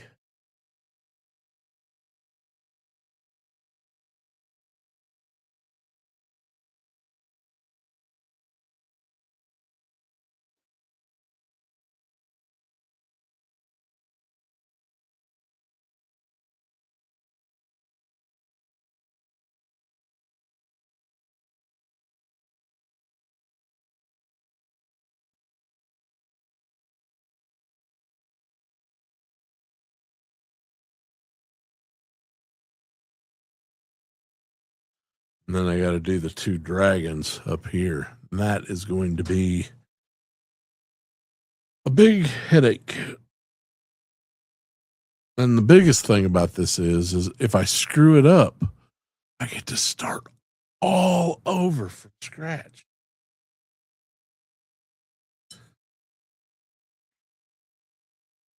I used to take on a few commissions that had kind of timelines. Oh, it's oh yeah, I can have that done for you in a week or so, and uh, I don't do those anymore. Now it's I'll maybe work on two or three things at once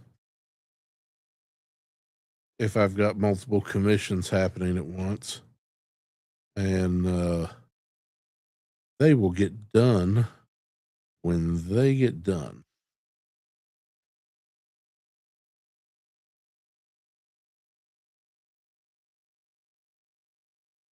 Just working on other people's schedules out of my purview. So, I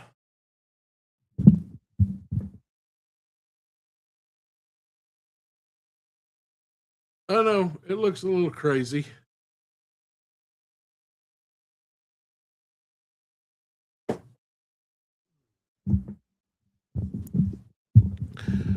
But let's see how it looks.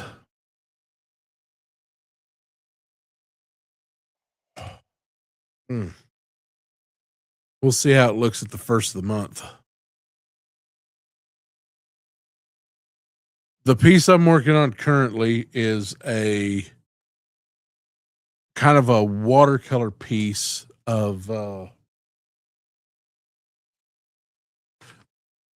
this is a back piece that I did on client, and I guess he's tired of not being able to he having to always look in a mirror. So he wanted a painting done. And also at the time he asked me to do it, it was probably a little more hit or miss whether or not I had survivability. So, um, but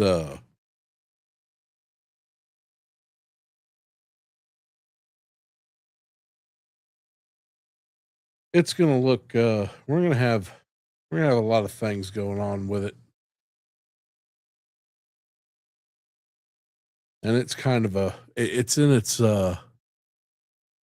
clusterfuck phase right now. So basically, what I've done is I've got a good background. The way I work is, I start with a background. With this, I had to start with a background, but I had to first um, use what's called drawing gum, and basically it's masking material, and had to go in and just mask out all the places that I didn't want any color getting. Um, Finally got those pulled off and got everything to the point where I wanted to get. So now I'm just in blocking in all the colors. So everything where nothing, it once I get everything blocked in, then I'll go in and start um, really fine tuning each space. But I want to work. I can only work about 2 hours a day. 2 hours in this chair right here. Being able to be on here with y'all and and paint at the same time is I don't know how often I'll be doing it. Tonight I just did it because I was just too lazy to come up with something real to talk about. Um, so I didn't want to end up talking about friggin' movies.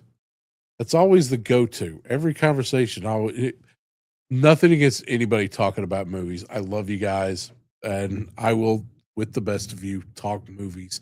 Maybe I just need to make a channel talking about friggin' movies. Um, oh, yeah, well, listen, if, you've heard of it, Dan, if you've done let me get you here. Come on. There we go. This is the brand. Basically, if it was, Windsor and Newton. Okay, come on. Back to me. Back to me. There we go. Focus has been really screwed. Um, it would be called frisket material. A lot of airbrushers use it too. Comic book artists. If you've ever seen a comic book where it had like a black blacked out background and you saw the white letters, um, what you do is you do the letters first, then you do the black over it, then you take out all those letters. That's the old school way of doing it. Now that everything's computer, but um, all my comic book knowledge on how to do comics is all old school. Um, but it's good stuff. If you do any kind of painting, watercolor, or black ink or anything like that, that brand that I just showed you, screenshot it because that stuff is amazing. I had it on this soup. I am super wet. I am super wet and sloppy when it comes to my backgrounds. And just throwing paint on there. I had the fan blowing on it to get certain ways, was using, a sponge to uh, dab some stuff, heavy brush strokes because I'm a, chunky boy. And that stuff held up. The Windsor Newton stuff that I've used, the Frisket, a lot of times you'll take it, pull it up, and it'll pull up some of the, all I use is archival paper, Archie's watercolor board and stuff like that. So, and archival paints. That some cheaper brands of this stuff will absolutely, you'll leave it on the minute you get wet around it, it will just tear your paper up. This, I did worst case scenario for how to abuse this stuff, and it held up flawlessly. I'll never use another brand. The only problem that I have with it is some of it settles on the bottom, so you need to give it a little bit of a shake up, and that causes bubbles, just like that. And when you get bubbles, it makes it very difficult to paint on a uh, good surface with it. You get little bubbles in it, and you can end up screwing some shit up. So if you shake it, you have to let it sit for a few hours. I need a good ink mixer. Is I don't know if that would solve the problem with that with the Fabio, but like I said, this stuff right here, I abused it in any worst case scenario fashion. Everything that you are not supposed to do with Frisket material, I absolutely did it. Left it on too long, painted over it, repainted it, re-wet the paper, um, just got stupid, and it took it and worked fantastic. So if anybody out there needs a recommendation, this is the stuff. They have some other things too. This isn't the only bottle of this you can get. You can get little pins that use it. Um,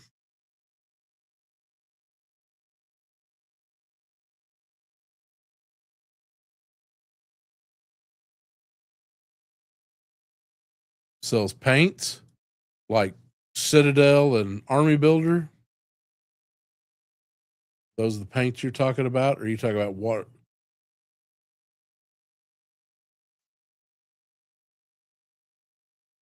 What kind of paints are we talking about here?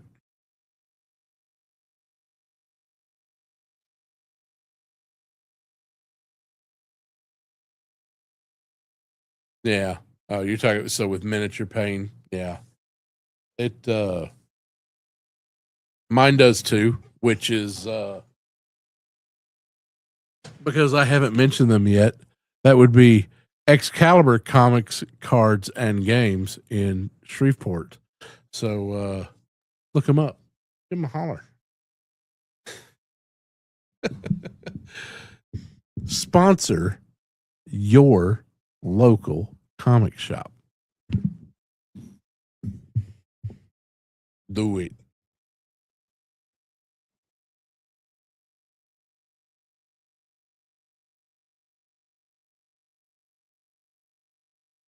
I really, even as a kid, like I remember first edition Warhammer, uh, fantasy Warhammer 40K. You know, I remember when both of them came out. I mean, and you know, for a D&D player like myself, fantasy as a kid was brutal. I mean, some of the descriptions in that book were just fantastic. I never got to play until I was in my adult years and just I loved painting miniatures. I've always painted them and just I think that I just had somebody ruin the game. That's what it was. Just their place, and I'm not gonna say that they ruined it. Their play style differed from mine, and nah, fuck that twat. He absolutely ruined it for me. Um, but I just can't. It does nothing for me. The miniatures, I'll paint miniatures all day long. But I just don't want to play. Even with D&D, the only thing I ever needed as a kid to play Dungeons and Dragons, and maybe it's because it's the only thing that we had, was some pieces of paper, the dice, and a player's handbook. We never played with miniatures. You entered a room, you had a little piece of grid paper, you draw out that room so you could keep a map of where you're going if you were in a dungeon. And that was it. Everything was in your head. Now they've geez, man. I seen Excalibur. We were over there, you know, this was last year sometime, and they had I think it's Whiz Kids is who's doing a lot of the miniatures for Dungeons and Dragons, which you know kind of strikes me as funny seeing how Hasbro owns Wizards of the Coast. Wizards of the Coast owns Dungeons and Dragons. All the Dungeons and Dragons miniatures are done by a whole nother company, and some of them are really good. I mean, it's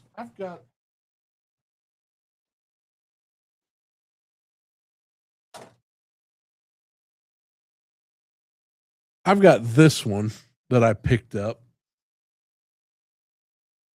and it's from the oh, come on now.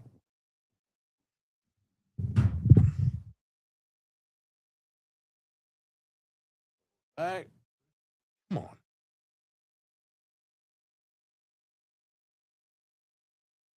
There you go. And that's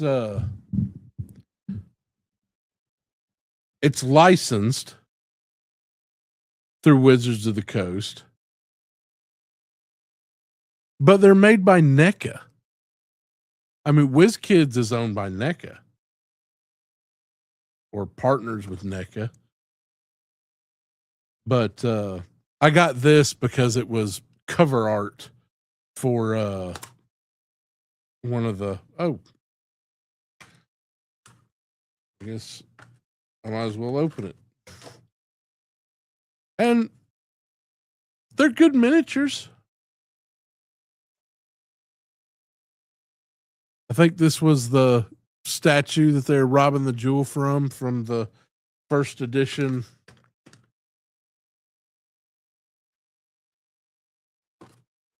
D&D game, the player's handbook. I've also got a dice roller down here that has the same thing.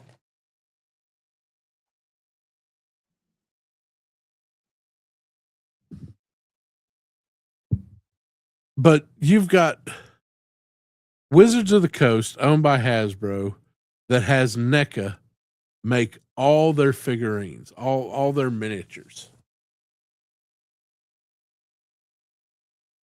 And I mean,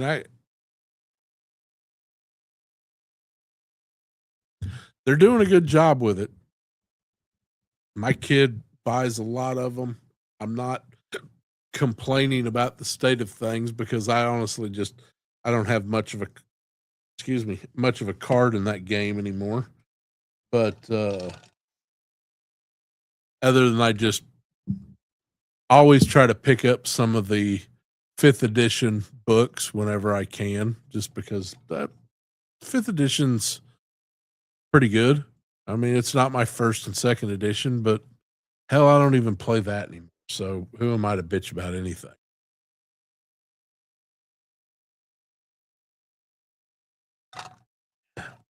And I definitely like my updated modules that a lot of companies have been putting out books, taking the old 1st edition modules and updating them to 5th edition.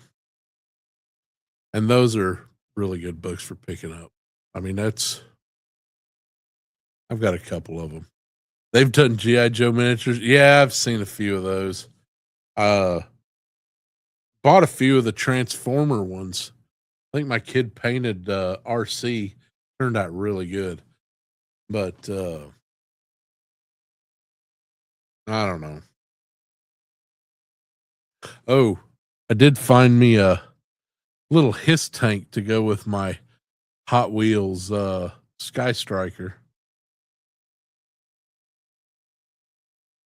$20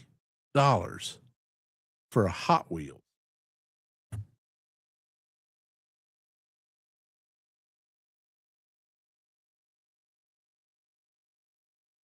What a world. Well, ladies and gentlemen, let's find us a quote. We were starting at the beginning, weren't we? From Collins Gym Dictionary. Ooh, they got some Byron in it. Oh, you'll like this one, laddies.